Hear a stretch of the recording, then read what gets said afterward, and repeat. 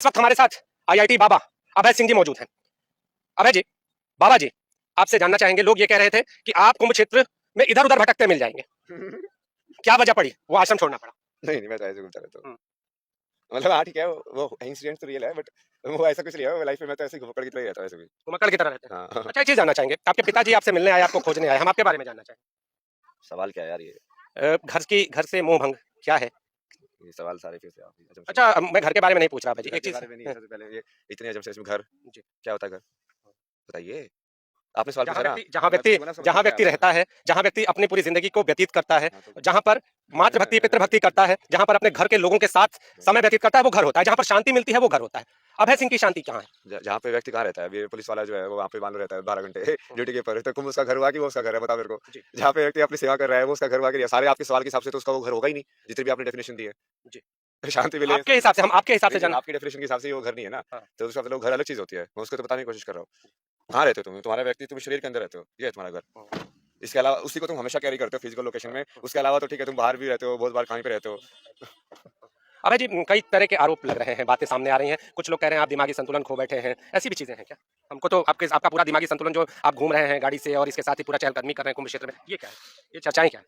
मुझे क्या पता चर्चा है यार, जो लोग लेके आओ जो बोल रहे हैं मैं क्या बताऊँ। अच्छा बाबा जी, आप आध्यात्म की तरफ आए, हम आपके बारे में जानना चाहते हैं अभय जी कि आध्यात्म की तरफ आने के पीछे वजह क्या? अध्यात्म में आया नहीं हूँ मैं, अध्यात्म ही सत्य है।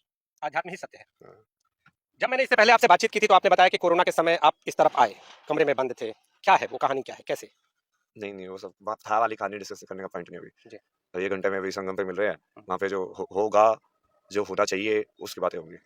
ये था करके तुमको क्या मतलब है भाई? क्या हुआ था क्या नहीं हुआ था? बाबा जी, आपके बारे में हम जानना चाहते हैं। आधी झूठ है, ये झूठ है, वो झूठ है। तुम सच जान लोगे?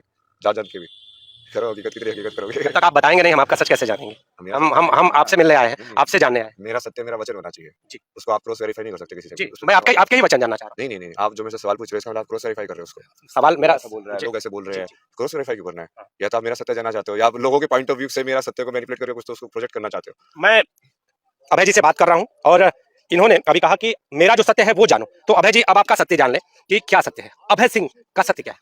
कोई माता पिता नहीं है ना मेरे, ना कोई गुरु शिष्य। निर्वाण सेट कम पड़ा है आदि शंकराचार्य का। न पुण्यम न पापम न सौख्यम न दुखम। न पाप होता है मुझे, न पुण्य होता है, न सुख होता है, न दुख होता है। ना मेरा कोई गुरु है, ना मेरा कोई शिष्य है। चिदानंद रूपा शिवोहम शिवोहम। महादेव की भक्ति। आप बता दिया भक्ति होती है। अच्छा, एक और चीज जानेंगे अभय जी, जो चर्चाएं चल रही थी कि हर किसी की जिंदगी होती है, कभी उसका लड़कपन होता है, कभी उसकी एक प्रेम कहानी भी होती है। आपकी जिंदगी में भी ऐसा कोई क्षण आया है? कोई प्रेम कहानी आपकी भी है, ऐसा है क्या? मेरी कोई प्रेम कहानी नहीं है, प्रेम कहानी तो बना रहा हूँ अभी मैं पार्वती के साथ। जी। शिवम शिवम बोल दिया उसके बाद फिर क्या बकवास कर रहा है? चलो नेक्स्ट। चूंकि एक बार और मैं थोड़ा सा इन बातों पर गौर कराना चाहूंगा आपका कि जब भी कोई आध्यात्म की तरफ आए या समाज से विरक्ति की तरफ जाए तो उसे कहा जाता है कि रोग, एक शब्द आता है कि जो भक्ति रोग जिसका मैं जिक्र कर रहा हूँ, और भक्ति रोग कहीं ना कहीं वियोग से भी होकर गुजरता है। तो ऐसा है क्या? अभय सिंह भी, उनकी जिंदगी में भी कोई ऐसी महिला थी जिससे आपने कभी अपने जो शैक्षिक कार्य जब कर रहे होंगे तो उस दौरान दिल लगाया होगा, ऐसा कुछ, या दोस्त रही होगी, क्या था ये हम जानना चाहते डिस्कशन नहीं है ना। हाँ। मेरा एक ही पॉइंट ऑफ व्यू है मुझे। मुझे ऐसी फॉर्म चाहिए बेसिकली जो सारी फॉर्म्स हो ताकि एक ही चेतना इस वर्ल्ड में भी वो यूनाइट हो जाए, चेतना योग हो जाए। वो किस फॉर्म में मुझे उससे मतलब नहीं है मतलब। जी।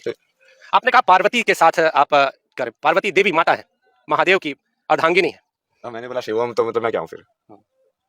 कहाँ पार्वती है जिनसे आप इस तरीके जो कह रहे हैं कि प्रेम? एनर्जी बॉडी बना रहे हैं ना इसकी, उसकी साधना कर रहा हूँ ना मैं उसके हिस्से की।